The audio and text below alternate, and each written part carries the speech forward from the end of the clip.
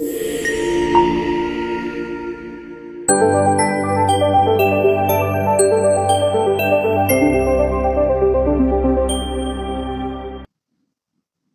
Back to nursing Pathsala. Hello my dear students, কেমন আছো তোমরা? আজ অনেকদিন পরে আমি তোমাদের জন্য আরো একটি স্টাডি ভিডিও নিয়ে চলে এসেছি এবং আজকে আমি তোমাদের সঙ্গে মাইক্রোবায়োলজি নিয়ে কিছু কোশ্চেন আলোচনা করব। মাইক্রোবায়োলজির সিলেবাস দেখলে তোমরা দেখবে বেশি কিছু আমাদের এখান থেকে পড়তে লাগে না। বেশ কিছু ইম্পর্টেন্ট চ্যাপ্টার বা টপিক রয়েছে যেগুলো থেকে বারবার পরীক্ষাতে কোশ্চেন এসেছে। তো আমি চেষ্টা করেছি পুরো সিলেবাসটাকে কমপ্লিট করে কভার করে তোমাদের জন্য কিছু কোশ্চেন আমি আজকে আলোচনা করব। তো চলো দেখে নিই আজকের ভিডিওতে কি কি কোশ্চেন রয়েছে তোমাদের জন্য। তোমাদের জন্য রয়েছে একটা ছোট্ট অ্যানাউন্সমেন্ট। 1 অগস্ট থেকে আমরা শুরু করছি 2026-এর জন্য পোস্ট বেসিক এবং এমএসসি নার্সিং এর প্রিপারেশনের জন্য রেগুলার ক্লাস। তো তোমরা যারা এই কোচিং এ জয়েন করতে চাও বা তোমাদের কলিগ, ফ্রেন্ড, সিস্টার্স যারা রয়েছে, তো তোমরা বলতে পারো এবং এখানটায় জয়েন করতে পারো।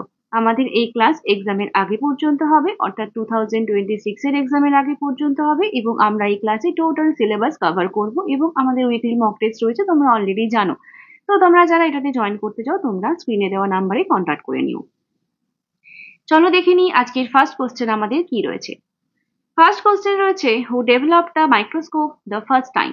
মাইক্রোবায়োলজিতে দেখবে তোমরা যে বেশ কিছু কন্ট্রিবিউশনস, অর্থাৎ বিভিন্ন মাইক্রোবায়োলজিস্ট বা বিভিন্ন সায়েন্টিস্ট আমাদের মাইক্রোবায়োলজিতে কি কি কন্ট্রিবিউশন দিয়েছেন, তো সেই নিয়ে আমাদের বেশ কিছু কোশ্চেন মুখস্থ করতে হয় বা নাম মুখস্থ করতে হয়। তো এখানে যেমন রয়েছে যে মাইক্রোস্কোপ ফার্স্ট কে তৈরি করেছিলেন। অপশন রয়েছে James প্যাজেট, null and রাস্কা, Antony van Leeuwenhoek আর কিচার। তো মাইক্রোস্কোপ তৈরি করেছিলেন ফার্স্ট অ্যান্টনি ভ্যান লিউয়েনহুক।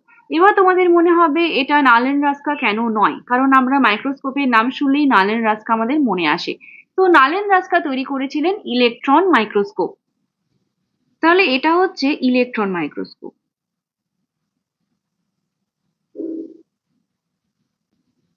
তাহলে first microscope Antonie van Leeuwenhoek করেছেন এবং ইনি যে ফার্স্ট মাইক্রোস্কোপ তৈরি করেছেন দিয়ে first discovery of micro organism যদি বলে তাহলে সেটাও কিন্তু ইনিই করেছিলেন।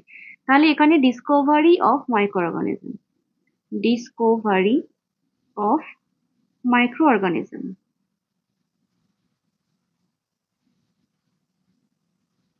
এটাও কিন্তু ইনি তৈরি করেছিলেন। ঠিক আছে, বাকি যদি তুমি দেখো আমাদের লুই পাস্তুর রয়েছেন, যেনাকে ফাদার অফ মাইক্রোবায়োলজি বলা হয়। জার্ম থিওরি ইনি তৈরি করেছিলেন, ভ্যাকসিন টার্ম তৈরি করেছিলেন, হ্যাঁ এই জিনিসগুলো লুই পাস্তুর করেছেন। রবার্ট কচ রয়েছেন, যাকে বলা হয় ফাদার অফ ব্যাকটেরিওলজি। কচ ফেনোমেনা ইনি তৈরি করেছিলেন। মাইক্রোব্যাকটেরিয়াম টিউবারকিউলোসিসের ডেভেলপমেন্ট বা ডিসকভারি করিয়েছিলেন। ঠিক আছে, আর হাইপার সেন্সিটিভিটি ফেনোমেনা এটাও রবার্ট কচ তৈরি করেছিলেন। জোসেফ লিস্টার রয়েছেন, যাকে ফাদার অফ অ্যান্টিসেপটিক সার্জারি বলা হয়। এভাবে বেশ কিছু কন্ট্রিবিউশন রয়েছে, তোমরা একটুখানি এই জায়গাটা দেখে নিও। তোমাদের যে টার্গেট হাই রয়েছে বা পিয়ার যাদব রয়েছে, প্রত্যেকটা বইতে একটা চার্ট হিসেবে দেওয়া রয়েছে যে কে কোনটা করেছিলেন, তো সেখান থেকে তোমরা একটু দেখে নিও এটা। চলো নেক্সট কোশ্চেন দেখে নিই। The optimum temperature for the growth of most pathogenic bacteria. Pathogenic bacteria অর্থাৎ যে কোনো ব্যাকটেরিয়া বা মাইক্রো অর্গানিজম যেগুলো গ্রো হচ্ছে, তাই তো গ্রো হচ্ছে বলেই ডিজিজ তৈরি হচ্ছে।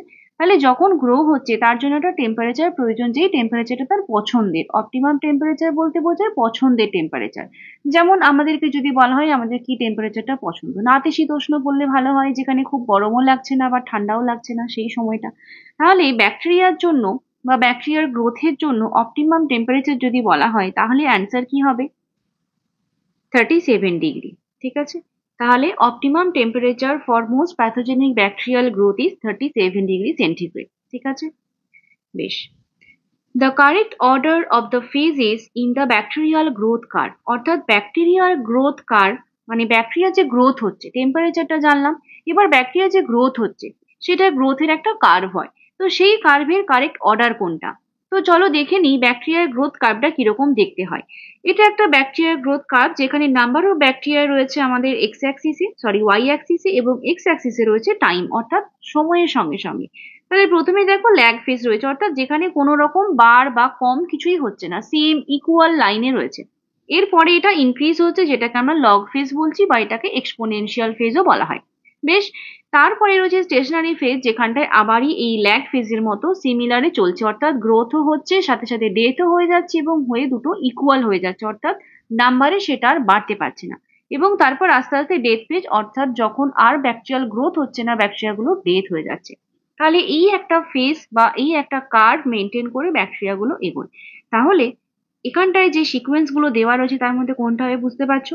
প্রথমে হবে ল্যাগ ফেজ, তারপরে হবে এক্সপোনেনশিয়াল, দেন স্টেশনারি এবং দেন ডিক্লাইন বা ডেথ ফেজ। ঠিক আছে, তাহলে এখানে অ্যান্সার কি হবে? অপশন ডি হবে। গ্রোথ কার্ভটা মনে রাখবে এবং এই কার্ভ মেনটেন করেই কিন্তু প্রত্যেকটা ব্যাকটেরিয়া গ্রো করে। ঠিক আছে, next question. Comma shaped bacteria is known as, অর্থাৎ যে ব্যাকটেরিয়াগুলো কোমা শেপের হয় সেগুলোকে কি বলা হয়? ব্যাকটেরিয়ার কিছু শেপ রয়েছে যেটা আমি চার্টের মধ্যে দিয়েছি। তো ফার্স্ট রয়েছে কক্কি শেপ, অর্থাৎ কক্কাস বলা হয়। তো একটা থাকলে সেটাকে সিম্পল কক্কাস বলছে, দুটো থাকলে ডিপ্লোকক্কি, চেনের আকারে থাকলে তাকে স্টেপ্টোকক্কি বলা হয় এবং ক্লাস্টার ফর্মে থাকলে সেগুলোকে বলা হয় স্টেফাইলোকক্কি। আর ব্যাসিলি গুলো কিরকম শেপের হয়? কক্কাস যেমন রাউন্ড রাউন্ড শেপের হয়, তেমনি ব্যাসিলি গুলো একটু লম্বা শেপের হয়, অর্থাৎ রড শেপের হয়। যেখানে রড গুলো যদি আবার লাইন ফর্মে থাকে তাকে স্টেপ্টোব্যাসিলি বলা হয়। যদি তোমার দুটো থাকে তাহলে ডিপ্লোব্যাসিলি বলা হয়।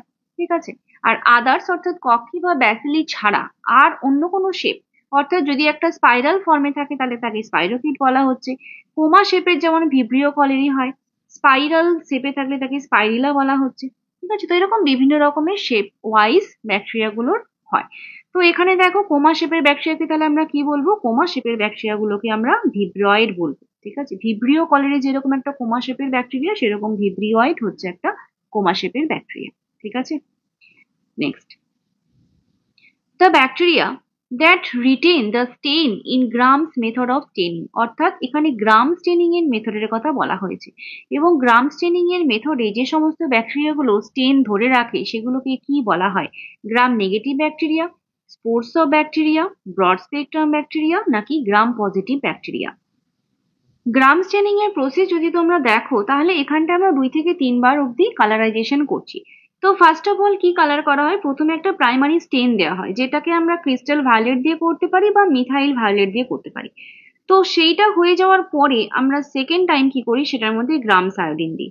এরপরে থার্ড টাইমে আমরা এই যে একটা কালার হয়ে গেল, হ্যাঁ, গ্রাম আয়োডিন দেওয়ার পরে একটা কালার ফর্মেশন হয়, এরপরে আমরা সেটাকে ডিকালারাইজ করি, অর্থাৎ কালারটাকে ধুয়ে ফেলতে চাইছি, এবং সেটার জন্য আমরা কি দিচ্ছি? অ্যাসিটোন দিই। অ্যাসিটোন দিয়ে ডিকালারাইজ করার পরে আবার সেটাকে কাউন্টার স্টেন করা হয়, এবং তখন কি ইউজ করা হয়? স্যাফরানিন ইউজ করা হয় 30 সেকেন্ডসের জন্য। ডাইলুট কার্বল ফিউশন বা নিউট্রাল রেডও ইউজ করা যেতে পারে কাউন্টার স্টেনের জন্য। এবং যখন গ্রাম স্টেনিং এর এই ডিফারেন্সিয়েশন দেখছি, তখন গ্রাম পজিটিভ ব্যাকটেরিয়া গুলো কি করছে? যে ডিকালারাইজেশন করছি সেই ডিকালারাইজেশনটাকে রেজিস্ট করছে এবং প্রাইমারি স্টেন, অর্থাৎ প্রথমে আমরা যে প্রাইমারি স্টেন করেছিলাম ক্রিস্টাল ভায়োলেট দিয়ে, সেই কালারটাকে ধরে রাখছে। তো যারা কালারটাকে ধরে রাখছে তাদেরকে বলা হচ্ছে গ্রাম পজিটিভ, প্রাইমারি স্টেনটাকে ধরে রাখছে বলে। আর গ্রাম নেগেটিভ কোনগুলো হবে? যারা এই ডিকালারাইজেশনের সময় কালারটাকে ছেড়ে দেয়, অ্যাসিটোন বা অ্যালকোহল দিয়ে যে আমরা ডিকালারাইজ করছি সেই কালারটা তখন চলে যাচ্ছে, এবং কাউন্টার স্টেন যখন করছি এই ডাইস্যাফরানিন দিয়ে, তখন সেই কালারটাকে সে ধরে রাখছে এবং আলটিমেটলি রেড কালার ফর্মেশন হয়ে যাচ্ছে। তাহলে প্রাইমারি স্টেনের কালারটা যে ধরে রাখছে তাকে আমরা বলছি গ্রাম পজিটিভ ব্যাকটেরিয়া, এবং সেই কালারটা যে ডিকালারাইজ হয়ে যাচ্ছে বা কালারটা ছেড়ে দিচ্ছে তাকে আমরা বলছি গ্রাম নেগেটিভ ব্যাকটেরিয়া। তাহলে এখানটায় দেখো, এখানে বলেছে রিটেন দ্য স্টেন, তাহলে রিটেন কে করবে? গ্রাম পজিটিভ ব্যাকটেরিয়া কালারটাকে রিটেন করবে। ঠিক আছে, তাহলে গ্রাম স্টেনিং মেথড দিয়ে আমরা কি ডিফারেন্সিয়েট করতে পারি কোন ব্যাকটেরিয়াটা গ্রাম পজিটিভ এবং কোন ব্যাকটেরিয়াটা গ্রাম নেগেটিভ? ব্যাকটেরিয়া স্টাডি করার জন্য, অর্থাৎ কোনো একটা ব্যাকটেরিয়া সেটাকে স্টাডি করার জন্য বা সেটা নিয়ে দেখার জন্য, এক্সামিন করার জন্য, ব্যাকটেরিয়া তো ভীষণই ছোট ছোট হয়, মাইক্রোস্কোপ দিয়ে দেখতে হয়, তাহলে সেগুলোকে আমরা ইজিলি মাইক্রোস্কোপ দিয়ে দেখতে পাবো না। যদি আমরা সেটাকে কালার করে দিই তাহলে সেটা দেখতে আমাদের সুবিধে হয়, সেই কারণে বিভিন্ন রকম স্টেনিং টেকনিক ইউজ করা হয়। যেমন একটা হচ্ছে তোমার সিম্পল স্টেন ইউজ করা হচ্ছে, মানে একটা নর্মাল কালার করে দেওয়া হচ্ছে, পুরো ব্যাকটেরিয়া গুলো একটা কালার ফর্মেশনে হয়ে গেল। সিমিলারলি নেগেটিভ স্টেনিং করা হয়, অর্থাৎ কি হচ্ছে? যে ব্যাকগ্রাউন্ডটা কালার হয়ে যাচ্ছে, ব্যাকটেরিয়া গুলো কালার হচ্ছে না, যেটাকে নেগেটিভ স্টেনিং বলা হয়। এরপরে ডিফারেন্সিয়াল স্টেন, মানে এই ডিফারেন্সিয়েট হয়ে যাচ্ছে যে গ্রাম পজিটিভ গ্রাম নেগেটিভ দুটো দু রকমের কালার হয়ে গেল। এরকম যদি আলাদা আলাদা করে না থাকে, ধরো ব্যাকটেরিয়া একসাথে রয়েছে, তুমি একটা পার্টিকুলার আইডেন্টিফাই কিভাবে করবে যে এই ব্যাকটেরিয়াটাই আমার কজ করছে কোন একটা পজিটিভ অর্গানিজম বা কোন একটা ডিজিজ প্রডিউস করছে? তো সেই সমস্ত সময়ের জন্য আমরা কি করি? ডিফারেন্সিয়াল স্টেনিং ইউজ করি। যেমন গ্রাম স্টেন যদি আমরা ইউজ করি তাহলে গ্রাম পজিটিভ বা গ্রাম নেগেটিভ সেটাকে বুঝতে পারবো। অ্যাসিড ফার্স্ট স্টেন ইউজ করা হয়, যেটাকে জেডেন স্টেন বা জেন নেলসন স্টেন বলা হয়, যেটার মাধ্যমে আমরা মাইক্রোব্যাকটেরিয়ামের যে স্পিসিস গুলো রয়েছে তাদেরকে আইডেন্টিফাই করতে পারি। হ্যাঁ, তাহলে ব্যাকটেরিয়া স্টাডি করার জন্য এই different type of straining technique use করা হয়, এবং স্টেনিং টেকনিকে এক কথায় তোমরা বলতে পারো রং করে দেওয়া, ব্যাকটেরিয়াকে কালার করে দেওয়া। কালার করার মাধ্যমে আমরা ব্যাকটেরিয়াগুলোকে কি করছি, চিনতে পারছি, বা মাইক্রোস্কোপের মাধ্যমে খুব ইজিলি আইডেন্টিফাই করতে পারছি, তার স্টাডি করতে পারছি, এবং ডিজিজটাকে আমি মানে কার কারণে ডিজিজটা হচ্ছে সেটাকে আমরা আইডেন্টিফাই করতে পারছি। ক্লিয়ার? চলো next question. Which following culture media favor growth of one group of organism over another? তাহলে এখানে আবার দেখো একটা নতুন টার্ম দেখছি, কালচার মিডিয়া।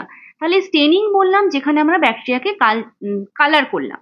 কালচার মিডিয়াতে আমরা কি করব? কালচার মিডিয়াতে আমরা ব্যাকটেরিয়াগুলোকে সংখ্যায় বাড়াবো। এই যে বললাম ব্যাকটেরিয়ার গ্রোথ, তার অপটিমাম টেম্পারেচার, তার একটা কার্ভ, তাহলে ব্যাকটেরিয়াগুলোকে আমরা গ্রো করাচ্ছি। যেমন ধরো বললাম ব্যাকটেরিয়া ভীষণই ছোট হয়, তাহলে যখনই একটা ছোট্ট ব্যাকটেরিয়া, তখন তাকে আমরা দেখতে পাচ্ছি না, বা তার জন্য আমরা কালার করছি। এরপর এই ব্যাকটেরিয়াটাকে যদি আমরা একটু সংখ্যায় বাড়িয়ে ফেলতে পারি, অর্থাৎ গ্রো করিয়ে ফেলতে পারি, তাহলে আমার পক্ষে আইডেন্টিফাই করা আরো সহজ হয়ে যাবে। তো সেটার জন্য আমরা কি করছি, কালচার মিডিয়া ইউজ করছি, এবং কালচার মিডিয়াগুলো কি করবে, ব্যাকটেরিয়াগুলোকে সংখ্যায় বাড়তে সাহায্য করবে। ঠিক আছে, এবার এই কালচার মিডিয়াগুলোরও আবার ডিফারেন্ট টাইপস রয়েছে, মানে যেরকম বিভিন্ন টাইপস অফ স্টেনিং টেকনিক রয়েছে, সেরকম বিভিন্ন টাইপস অফ কালচার মিডিয়া রয়েছে। Different types of culture media রয়েছে যেগুলো ব্যাকটেরিয়াগুলোকে গ্রো করতে হেল্প করছে, এবং একটা যে কোনো একটা স্পিসিস, মানে স্পেসিমেনের কথা বলছি, ধরো একটা ইউরিন স্পেসিমেন বা একটা স্টুল স্পেসিমেন, তাহলে তার মধ্যে যে একটাই ব্যাকটেরিয়া রয়েছে এরকম তো নয়। তাহলে ধরো আমি একটা কালচার মিডিয়া ইউজ করছি যাতে কিনা ব্যাকটেরিয়াগুলো গ্রো করবে, এবার সবাই একসাথে গ্রো করে গেল, তাহলে আমি কিভাবে আইডেন্টিফাই করব যে পার্সন বা যে পেশেন্টের থেকে আমি স্যাম্পেলটা কালেক্ট করেছি তার যে ডিজিজটা হচ্ছে সেটা কোন অর্গানিজমের জন্য হচ্ছে, তাই না? তাহলে সেটা বোঝার জন্য আমাকে কি করতে হবে, যে অ্যাকচুয়াল যে পজিটিভ অর্গানিজম রয়েছে সে একা গ্রো করতে পারবে, বাকিরা গ্রো করতে পারবে না, এরকম কিছু ইউজ করতে হবে। বা ধরো যেটাকে আমার প্রয়োজন, বা যেটা পজিটিভ অর্গানিজম, সেই সেই ব্যাকটেরিয়াটাই শুধুমাত্র গ্রো করছে, বা সেটাই কোনোভাবে কোনো কালার চেঞ্জ হয়ে যাচ্ছে, বা কোনো না কোনোভাবে সেটাকে আমি শুধুমাত্র ওকেই আইডেন্টিফাই করতে পারবো, এরকম কোনো কিছু যদি করতে পারি, তবেই আমরা সেই ডিজিজটাকে খুব তাড়াতাড়ি বা ভালোভাবে আইডেন্টিফাই করতে পারবো। তো সেটার জন্য আমরা কি করছি, different types of media use করছি। ঠিক আছে, তো এখানে দেখো চারটে টাইপ অফ মিডিয়ার নাম বলা রয়েছে, তো আগে আমি চারটে এক্সপ্লেন করি। তো দেখো এখানে বলছে enriched media, enrichment media, differential media আর ট্রান্সপোর্ট মিডিয়া। তো ফার্স্ট অফ অল এইগুলো বলার আগে আমাকে বলতে হবে যে কিছু সিম্পল মিডিয়া রয়েছে। সিম্পল মিডিয়া কোনটা? সিম্পল মিডিয়া মানে জাস্ট একটা মিডিয়াম, মানে ধরো একটা নিউট্রিয়েন্ট বা একটা খাদ্য, ঠিক আছে, মানে ব্যাকটেরিয়াকে আমি একটা খাবার দিচ্ছি, এটা নিউট্রিশন দিচ্ছি, ঠিক আছে, যেমন একটা নিউট্রিয়েন্ট আগার হতে পারে, বা একটা গ্লুকোজ ব্রথ হতে পারে, যার মাধ্যমে কি হবে, জাস্ট ওই ব্যাকটেরিয়াটাকে দিলে সে তার পুষ্টিগুলো পাবে, ঠিক আছে, নিউট্রিশনটা পাবে এবং সে গ্রো করতে পারবে। তো সেটা হচ্ছে সিম্পল মিডিয়া। এবারে যখন এরকম সিম্পল মিডিয়ার মধ্যে কোনো কিছু আমি এক্সট্রা অ্যাড করছি, মানে এক্সট্রা প্রোটিন অ্যাড করছি বলা যেতে পারে, তখন সেই রকম মিডিয়াকে বলতে হবে এনরিচড মিডিয়া, অর্থাৎ সেটা এনরিচ হয়ে গেল আরো একটা কোনো স্পেসিফিক বা স্পেশাল জিনিসপত্র দিয়ে। যেমন যেমন যেমন নিউট্রিয়েন্ট আগার বললাম, যেখানে নিউট্রিশন রয়েছে অনলি, তার সাথে আমি কি করে দিচ্ছি, ব্লাড অ্যাড করে দিচ্ছি। ব্লাড একটা ভীষণই ভালো মানে মিডিয়া যে কোনো ব্যাকটেরিয়া গ্রোথ করার জন্য, যে কোনো ব্যাকটেরিয়া ব্লাডে খুব ভালোভাবে গ্রো করতে পারে। তাহলে এই নিউট্রিয়েন্টের সাথে যদি আমি ব্লাড অ্যাড করে দিই, তাহলে সেই যে একটা মিডিয়া তৈরি হবে সেটা হয়ে যাবে একটা এনরিচড মিডিয়া। তাহলে যখন একটা বেসাল মিডিয়ামের সাথে কোনো একটা নিউট্রিয়েন্ট অ্যাড করে দেওয়া হয়, সেটা ব্লাড হতে পারে, সিরাম হতে পারে, এগ হতে পারে, তখন সেই মিডিয়াটাকে আমরা কি বলবো, এনরিচড মিডিয়াম। ঠিক আছে, বোঝা গেল। নেক্সট বলছে এনরিচমেন্ট মিডিয়া। এনরিচমেন্ট মিডিয়া কোনটা? এনরিচমেন্ট মানে এখানে হচ্ছে কিছু কিছু পার্টিকুলার ব্যাকটেরিয়া সে গ্রো করার জন্য নিউট্রিয়েন্টটা পাবে, কিন্তু বাকি ব্যাকটেরিয়া অর্থাৎ তার কম্পিটিটর যারা রয়েছে, আদার্স যে সমস্ত ব্যাকটেরিয়া গুলো রয়েছে, তারা সেখানটায় গ্রো করতে পারবে না। বুঝতে পারলে? তাহলে যখন কোনো পার্টিকুলার ব্যাকটেরিয়া সে স্টিমুলেট হয়ে যাচ্ছে গ্রো করার জন্য, এবং তার কম্পিটিটর যারা রয়েছে তারা ইনহিবিটেড হয়ে যাচ্ছে, অর্থাৎ তারা গ্রো করতে পারছে না, তখন সেই পার্টিকুলার মিডিয়াকে আমরা বলছি এনরিচমেন্ট মিডিয়া। তাহলে এনরিচড মিডিয়া এবং এনরিচমেন্ট মিডিয়ার মধ্যে ডিফারেন্সটা বুঝতে পারলে? এনরিচড মিডিয়া মানে হচ্ছে যে সবাই গ্রো করতে পারবে, এনরিচমেন্ট মিডিয়া মানে হচ্ছে যে পার্টিকুলার অর্গানিজমকে আমি গ্রো করাতে চাইছি, শুধুমাত্র সেই গ্রো করতে পারবে, বাকি যারা রয়েছে তারা কিন্তু সেখানটায় আর গ্রো করতে পারবে না, বা তাদের গ্রোথটা ইনহিবিট হয়ে যাবে। ক্লিয়ার?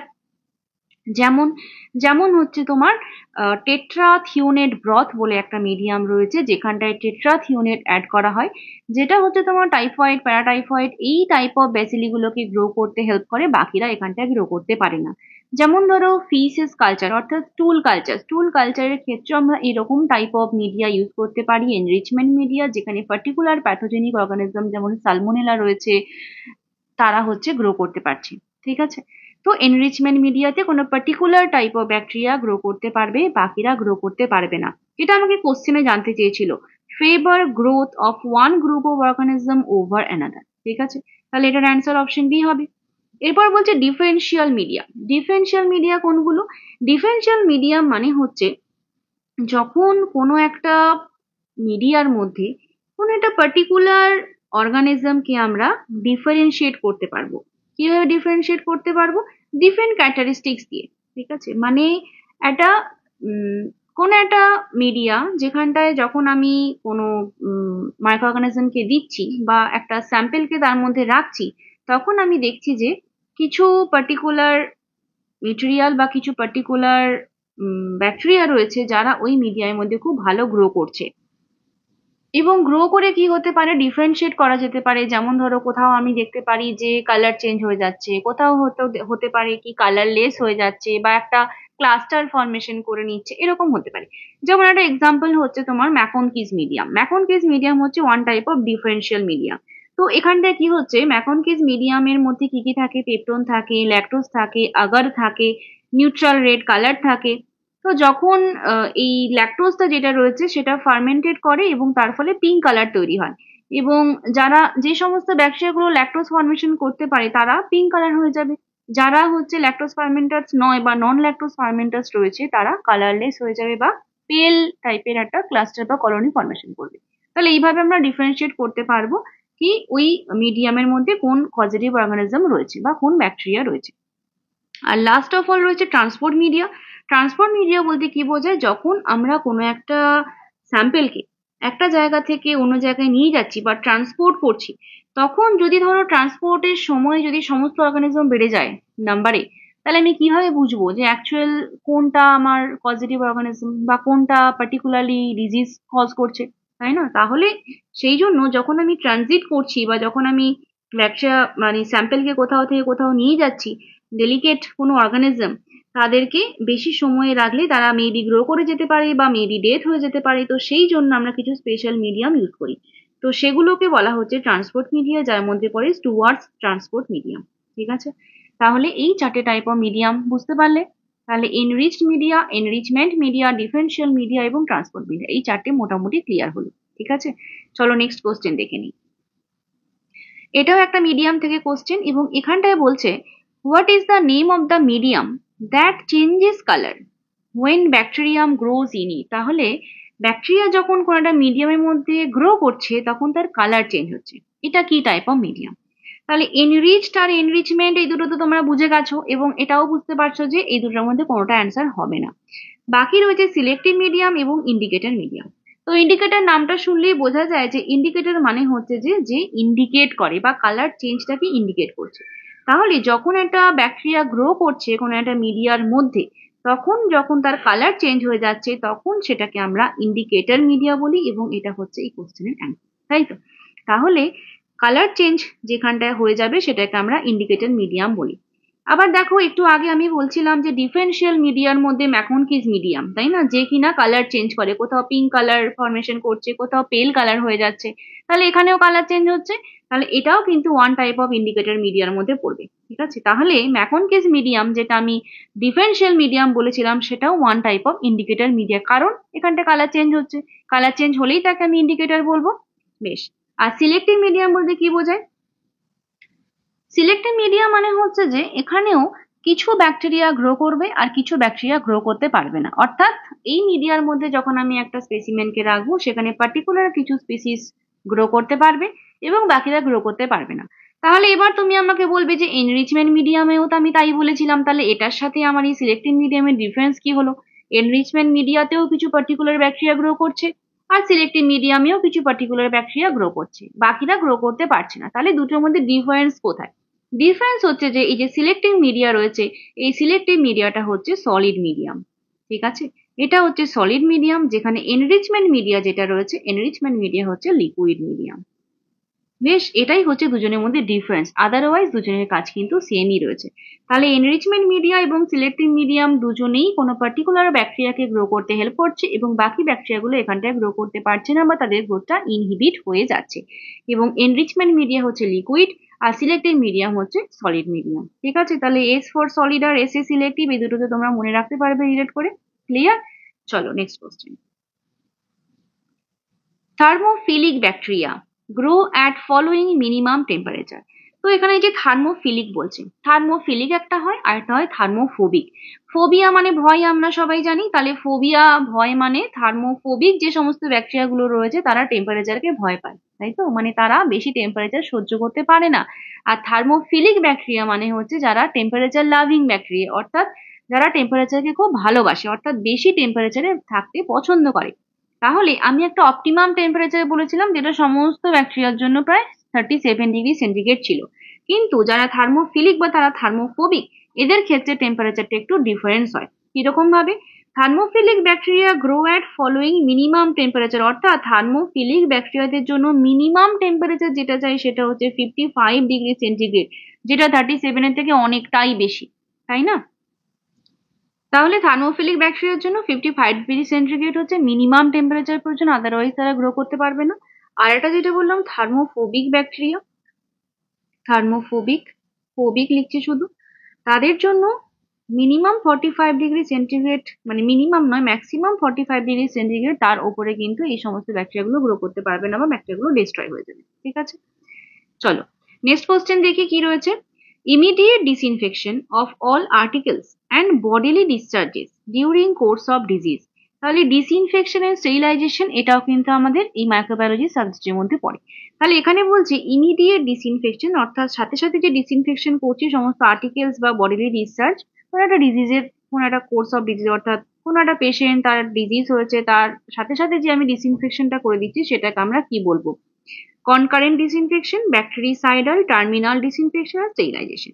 তাহলে বুঝতে পারছো, যেহেতু সাথে সাথে করছি তাহলে এটাকে আমরা কনকারেন্ট ডিসইনফেকশন বলবো। আর টার্মিনাল কখন বলবো? টার্মিনাল বলবো যখন কোনো পেশেন্টের ডিসচার্জ হয়ে যাচ্ছে, ছুটি হয়ে যাচ্ছে বা ডেথ হয়ে যাচ্ছে, তারপরে আমরা যে ডিসইনফেকশন করছি টোটাল পেশেন্টের লিনেন থেকে শুরু করে তার ইউজড ইনস্ট্রুমেন্ট থেকে শুরু করে তার বেড, সমস্ত কিছু, তো সেটাকে আমরা টার্মিনাল ডিসইনফেকশন বলছি। আর ব্যাকটেরিসাইডাল মানে যেই সমস্ত মেটেরিয়াল বা যে সমস্ত কেমিক্যাল কম্পোনেন্ট যারা ব্যাকটেরিয়া গুলোকে ডিস্ট্রয় করতে হেল্প করে তাদেরকে ব্যাকটেরিসাইডাল বলা হয়।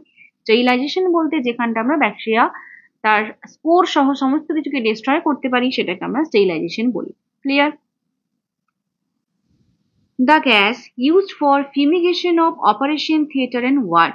তাহলে ওয়ার্ড আমরা ডিসইনফেকশন করি, আমরা অপারেশন থিয়েটার, আমরা লেবার রুম, এগুলোকে সমস্ত ডিসইনফেকশন করি, তাহলে সেটার জন্য আমরা কোন গ্যাস ইউজ করে থাকি? তো এখানটা আমরা কি ইউজ করি? ফর্মালডিহাইড ইউজ করি, তাই না? এটা তো তোমরা সবাই জানো। অক্সিজেন, কার্বন ডাই অক্সাইড তো আর ডিসইনফেকশনের জন্য ইউজ হবে না, তাহলে আমরা ফর্মালডিহাইড ইউজ করছি, ফর্মালডিহাইডের গ্যাস ইউজ করছি ডিসইনফেকশনের জন্য, ফিউমিগেশনের জন্য। চলো নেক্সট রয়েছে boiling water helps in killing all organisms except one. তাহলে আমরা জল ফুটিয়ে নিই, তাই না? জল ফুটিয়ে নিলে সমস্ত কিছু ডিস্ট্রয় হয়ে যায়। বা আগেকার দিনে যখন আমাদের এত রকমের টেকনোলজি ছিল না, জল মানে ওয়াটার, পিউরিফাইড ওয়াটার তৈরি করার বা ড্রিঙ্কিং ওয়াটারকে পিউরিফাই করার, এখন আরো চলে এসেছে টিডিএস, এই সমস্ত অনেক কিছু চলে এসেছে, হ্যাঁ। তো আগেকার দিনে এসব ছিল না, তখন আমরা কি করতাম? জল ফুটিয়ে নিতাম, তাই না? তাহলে আগেকার দিনে যে জল ফোটানো হতো, জল ফোটালে কোন মাইক্রো অর্গানিজমটা কিল আমরা করতে পারি না? ফাঙ্গি রয়েছে, ব্যাকটেরিয়া রয়েছে, প্রোটোজোয়া আর স্পোর্স রয়েছে। তো এটাও ভীষণই ইজি একটা কোশ্চেন। স্পোর যেটা রয়েছে, ব্যাকটেরিয়াল স্পোর, সেটাকে আমরা জল ফোটালে ডিস্ট্রয় করতে পারি না, তাই না? তাহলে বয়লিং এ ডিস্ট্রয় হয় না ব্যাকটেরিয়াল স্পোর। তাহলে স্পোরকে আমরা কিভাবে ডিস্ট্রয় করতে পারি? যে কোনো স্পোরকে ডিস্ট্রয় করার একটাই মাত্র উপায় রয়েছে, সেটা হচ্ছে স্টেরিলাইজেশন। ডিসইনফেকশনের মাধ্যমেও কিন্তু স্পোর ডিস্ট্রয় হয় না, শুধুমাত্র স্টেরিলাইজেশন দিয়েই আমরা স্পোরকে ধ্বংস করতে পারি। Clear? Next, which of the following is moist heat method of sterilization? Moist heat method বলা হয়েছে। ময়েস্ট হিট অর্থাৎ যেখানটায় ময়েস্টারও ইউজ করা হচ্ছে হিটের সাথে সাথে। তাহলে অটোক্লেভ রয়েছে, হট এয়ার ওভেন রয়েছে, পাস্তুরাইজেশন এবং নান অফ দিস। অটোক্লেভের মাধ্যমে, অটোক্লেভ যখন আমরা করি সেখানে আমাদের কি কি জিনিস থাকে, সেখানে আমাদের টেম্পারেচার থাকে, সেখানে আমাদের প্রেসার থাকে এবং সেখানটায় আর কি থাকে, টাইমিং থাকে, তাই না? অর্থাৎ এরকম ভাবে থাকে না যে অটোক্লেভের সেটিংস গুলো, যে 15 minutes time, 160 degree temperature, 161 degree temperature, এবং তার সাথে হচ্ছে তোমার প্রেসার থাকে 15 LB বা 20 LB প্রেসার 15 মিনিটের জন্য, এরকম ভাবে আমরা করি। তো অটোক্লেভের মাধ্যমে আমরা ময়েস্ট হিটটাকে ইউজ করছি। হট এয়ার ওভেনে শুধুমাত্র টেম্পারেচার থাকে, আর পাস্তুরাইজেশনেও টেম্পারেচার থাকে, যেটা আমরা মিল্ককে করার জন্য, স্টেরিলাইজ করার জন্য বা ডিসইনফেকশন করার জন্য ইউজ করি। তো পাস্তুরাইজেশনের ক্ষেত্রে টেম্পারেচার ইউজ করছি। অটোক্লেভের ক্ষেত্রে টেম্পারেচার, তার সাথে প্রেসার, তার সাথে টাইম, পুরোটাকে মিলিয়ে একটা ময়েস্ট হিট টেকনিক ইউজ করা হচ্ছে। ওকে, তো মক টেস্ট সিরিজ 2.0 লঞ্চ করছি আমরা, যেটাতে যেহেতু তোমাদের এক্সামের এখনো অব্দি কোনো নোটিফিকেশন নেই এবং এক্সাম আসতে এখনো খানিকটা সময় লাগবে বলেই আমরা ধরে নিচ্ছি, তো সেই কারণেই মক টেস্ট সিরিজ 2.0 লঞ্চ করা হচ্ছে, যেটাতে তোমাদের পড়াশোনার গতি অনেকটাই কমে গেছে। তো সেই গতিটাকে সমানভাবে এগিয়ে নিয়ে যাওয়ার জন্য, বা যাতে তোমরা কোনোভাবে পড়াশোনা থেকে ডিটাচ না হয়ে যাও, সেই কারণে মক টেস্ট সিরিজ 2.0, যেখানে থাকছে total 8 subject wise test, sorry subject wise নয়, টোটাল 8টা টেস্ট, যেখানে অল সাবজেক্টের বেসিসে তোমাদের কোশ্চেন থাকবে। কোশ্চেনের প্যাটার্ন থাকবে আমাদের জয়েন্ট এন্ট্রান্স বোর্ডে যেরকম পোস্ট বেসিকের কোশ্চেন পেপার হয় সেরকম, অর্থাৎ লং সাবজেক্ট, স্মল সাবজেক্ট সমস্ত মিলিয়ে টোটাল 100 মার্কসের কোশ্চেনের উপরে এই কোশ্চেন সেট প্রিপেয়ার করা হচ্ছে। টোটাল 8টা টেস্ট থাকবে এবং তার জন্য ফিস রয়েছে 499। প্রত্যেক উইকে একটা করে টেস্ট হবে এবং অনলাইন মোডেই টেস্ট হবে, যেরকম ভাবে তোমরা ফ্রি মক টেস্ট দাও বা অলরেডি পেড মক টেস্ট যারা দিয়েছো তোমরা জানো, তাহলে এইভাবেই আমাদের টেস্ট গুলো হবে। তো তোমরা এটাতে অ্যাপিয়ার করতে পারো, তোমাদের পড়াশোনাটা কনসিস্টেন্টলি পরীক্ষা অবধি হবে। এবার যেহেতু উইকলি একটা করে রয়েছে, অর্থাৎ এটা ধরে নিতে পারো প্রায় 2 মাসের একটা প্ল্যান।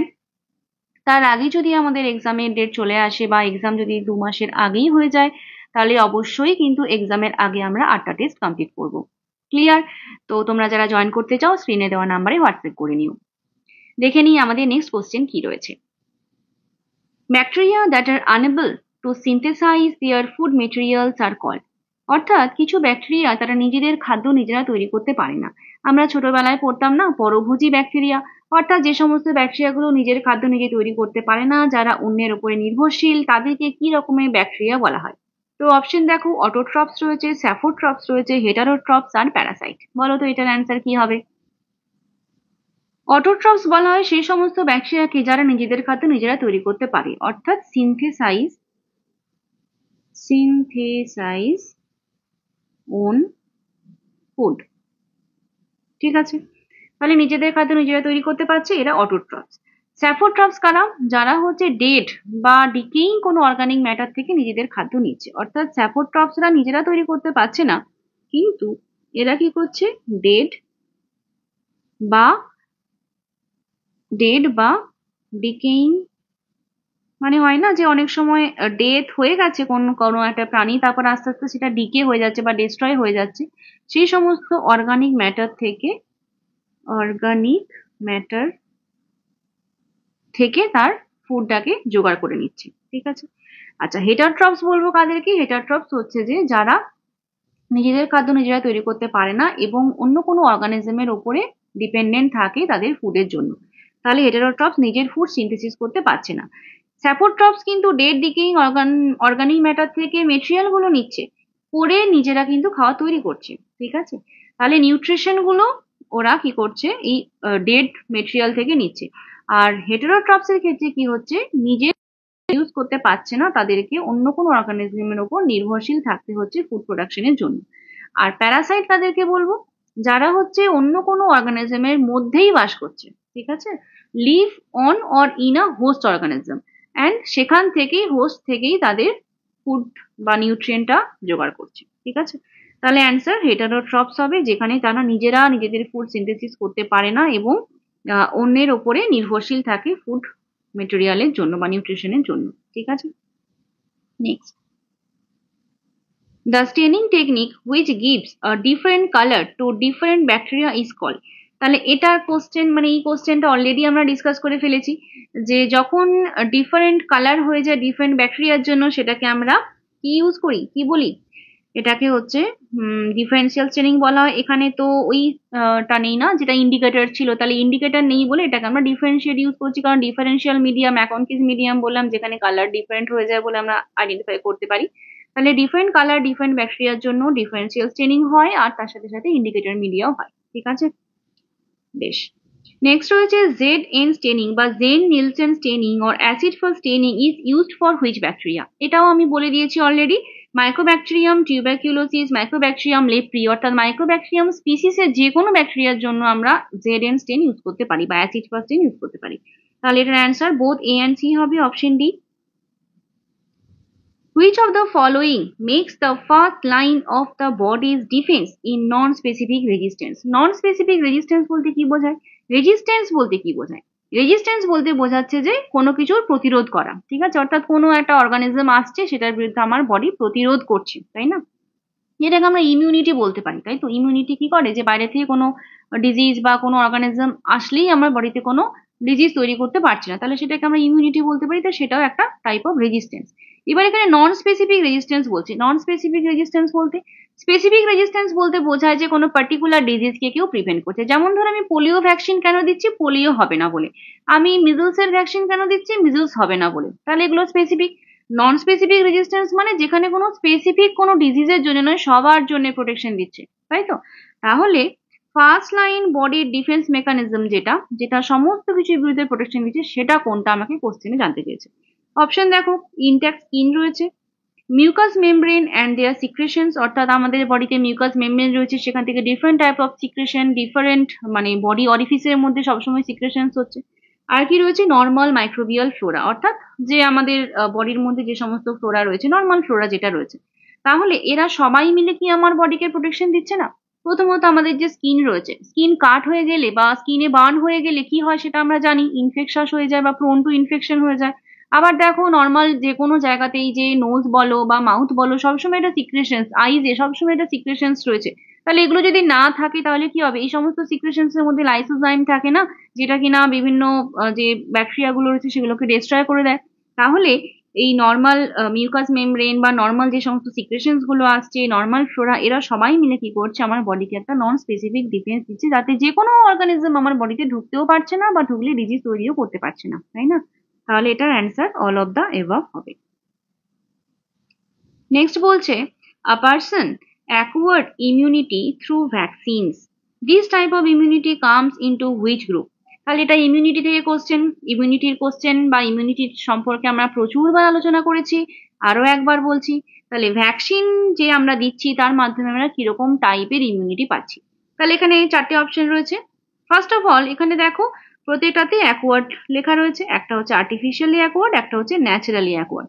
আর্টিফিশিয়ালি অ্যাকোয়ার্ড কোনগুলো, যেগুলোকে আমরা বাইরে থেকে দিচ্ছি, আর ন্যাচারালি অ্যাকোয়ার্ড কোনগুলো, যেগুলো ন্যাচারালি আমরা এনভায়রনমেন্ট থেকে পাচ্ছি, তাই তো। এবারে বলছে অ্যাক্টিভ আর প্যাসিভ, এই দুটো টার্ম কিরকম। অ্যাক্টিভ ইমিউনিটি তখনই বলবো যখন আমার বডি নিজে পরিশ্রম করে ইমিউনিটিটা তৈরি করবে, ঠিক আছে। আর প্যাসিভ কখন বলবো, আমার বডি কোনো কাজ করবে না, জাস্ট বসে বসেই একটা ইমিউনিটি পেয়ে যাবে। যেমন ওই বলছিলাম না, যে একটা হচ্ছে যে নিজে রান্নাঘরে গিয়ে রান্না করে খাওয়া, আর একটা হচ্ছে যে তোমাকে ফুড ডেলিভারি করে দিল, তুমি জাস্ট খেয়ে নিলে বসে বসে, সেরকম। তাহলে আর্টিফিশিয়ালি অ্যাকোয়ার্ড অ্যাক্টিভ ইমিউনিটি, যখন আমরা কোনো ভ্যাকসিন নিচ্ছি তখন সেটা আর্টিফিশিয়ালি অ্যাকোয়ার্ড, অর্থাৎ ভ্যাকসিন আমরা বাইরে থেকে দিলাম এবং আমার বডি কি করলো, ইমিউনিটিটা প্রডিউস করলো। তাহলে এটার অ্যান্সার অপশন এ হবে। আর্টিফিশিয়ালি অ্যাকোয়ার্ড প্যাসিভ ইমিউনিটি কখন হবে, যখন আমরা কোনো ইমিউনোগ্লোবিউলিনের ইনজেকশন দেবো। আইজি ইনজেকশন, যেমন টেড গ্লোব দিই আমরা, ইমিউনোগ্লোবিউলিন ইনজেকশন, সেটা হচ্ছে আর্টিফিশিয়ালি অ্যাকোয়ার্ড এবং প্যাসিভ ইমিউনিটি, আমার বডিকে কিছু করতে হচ্ছে না। নেক্সট হচ্ছে ন্যাচারালি অ্যাকোয়ার্ড অ্যাক্টিভ ইমিউনিটি, অর্থাৎ ন্যাচারালি আমি একটা ইমিউনিটি পাচ্ছি এবং সেটা আমার বডি অ্যাক্টিভলি তৈরি করছে। কখন হবে, যদি কোনো ডিজিজ হয়, অর্থাৎ যেমন ভ্যাকসিন দিয়েছিলাম সেরকম ভাবে ভ্যাকসিন দিচ্ছি না, কিন্তু ডিজিজ হয়েছে, যেমন মিজলস হয়ে গেল, মামস হয়ে গেল, চিকেন পক্স হয়ে গেল, তাহলে আমার বডি কি করবে, তার বিরুদ্ধে একটা ইমিউনিটি তৈরি করবে, ঠিক আছে।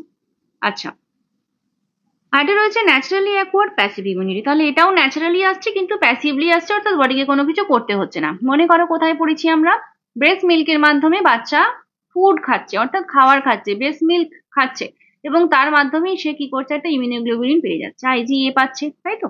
তাহলে এটা হচ্ছে ন্যাচারালি অ্যাকোয়ার্ড প্যাসিভ ইমিউনিটি, মনে থাকবে। ইমিউনিটি থেকে কিন্তু কোশ্চেন এক্সামে আসে এবং এটা তোমাদেরকে খুব ভালো করে বুঝে নিতে হবে এবং বুঝে নিয়ে মনে রাখতে হবে। ঠিক আছে, চলো নেক্সট কোশ্চেন কি রয়েছে, antibodies or immunoglobulins are produced by which lymphocytes. তাহলে লিম্ফোসাইটস মানে আমাদের বডিতে টি লিম্ফোসাইট রয়েছে, বি লিম্ফোসাইট রয়েছে, এই দুটোর মধ্যে কোন লিম্ফোসাইটটা অ্যান্টিবডি বা ইমিউনোগ্লোবিউলিনটা প্রডিউস করে।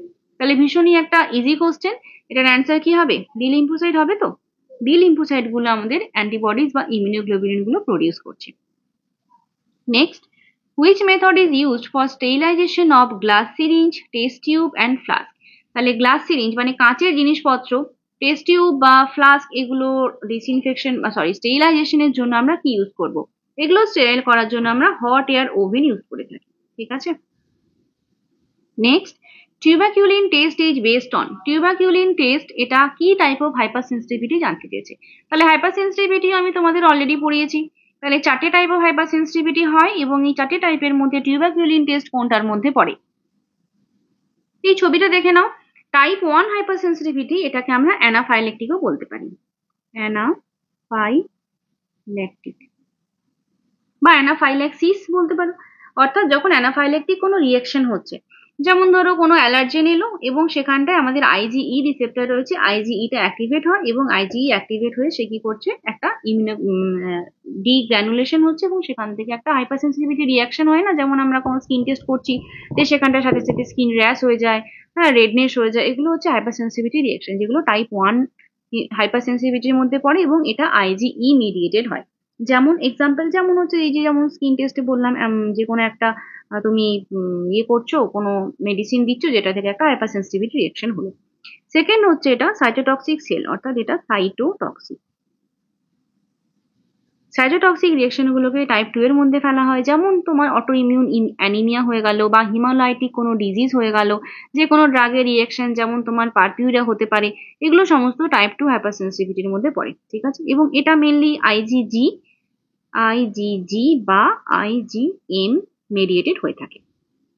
নাম্বার 3 হচ্ছে ইমিউন কমপ্লেক্সের জন্য হয়, অর্থাৎ অ্যান্টিজেন অ্যান্টিবডি যখন রিঅ্যাকশন হচ্ছে যার ফলে একটা অ্যান্টিবডি কমপ্লেক্স তৈরি হচ্ছে, তখন টাইপ 3 হাইপার সেন্সিটিভিটি হয় এবং এটাকে ইমিউন কমপ্লেক্স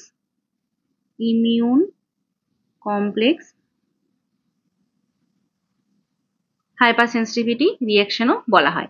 যেমন কোথায় হয়, যেমন ধরো অ্যানথ্রাক রিঅ্যাকশন হতে পারে, কোনো সিরাম সিকনেস হতে পারে, যেমন ধরো তোমার কোনো গ্লোমেরুলোনেফ্রাইটিসের জন্য অ্যান্টিজেন অ্যান্টিবডি কমপ্লেক্স তৈরি হয়, সেখান থেকে হতে পারে। ডেঙ্গু হেমারেজিক ফিভারের ক্ষেত্রে হতে পারে।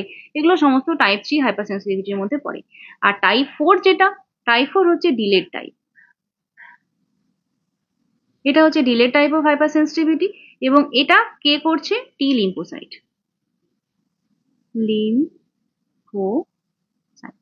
তো টি লিম্ফোসাইটের জন্য টাইপ 4 হাইপার সেন্সিটিভিটি হচ্ছে এবং এটা যেমন টিউবাকিউলিন টেস্ট বললাম, তার সাথে সাথে কন্টাক্ট ডার্মাটাইটিস এগুলোও টাইপ 4 এর মধ্যে পড়ছে। এখানে সাইটোকাইনস প্রডিউস হয়। ঠিক আছে, তাহলে এটার অ্যান্সার কি হবে, টাইপ 4 হাইপার সেন্সিটিভিটি টিউবাকিউলিন টেস্ট বা মান2 টেস্ট আমরা সহজে খুব চিনি, তাই না?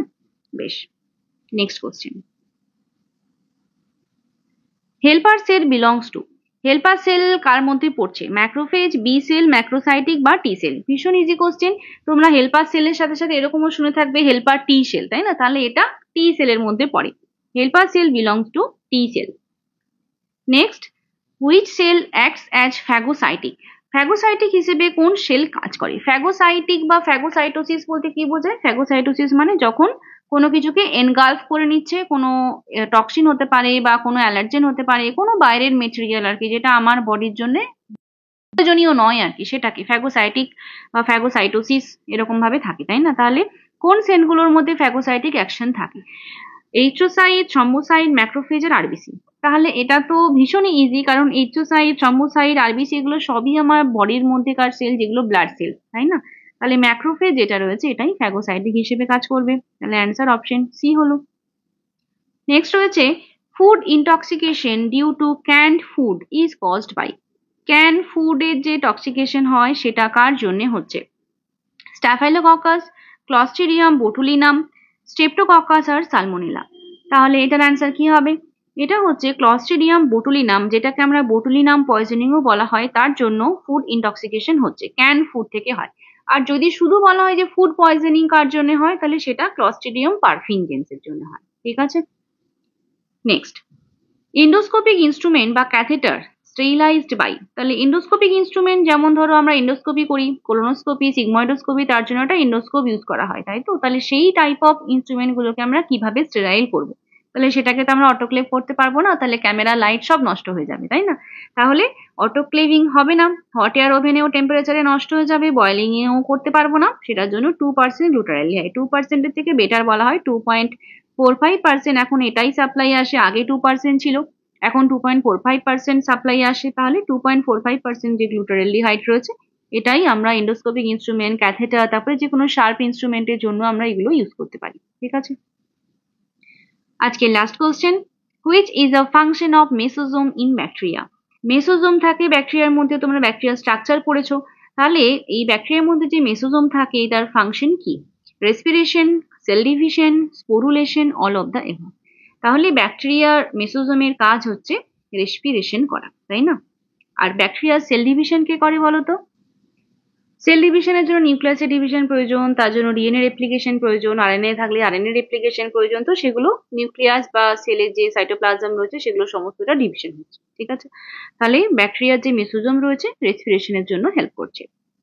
থ্যাংক ইউ সবাইকে পুরো ভিডিওটা দেখার জন্য। ভালো লাগলে লাইক, কমেন্ট ও শেয়ার করো, এবং খুব তাড়াতাড়ি দেখা হবে তোমাদের সাথে আরো একটি ভিডিও নিয়ে। তোমরা সবাই মন দিয়ে পড়াশোনা করো, পড়াশোনা থেকে ডিটাচ হবে না, পরীক্ষা অবশ্যই আমাদের হবে, এবং পরীক্ষার জন্য তোমাদেরকে পড়াশোনাটা কনসিস্টেন্টলি চালিয়ে যেতে হবে। থ্যাংক ইউ সবাইকে, বাই বাই।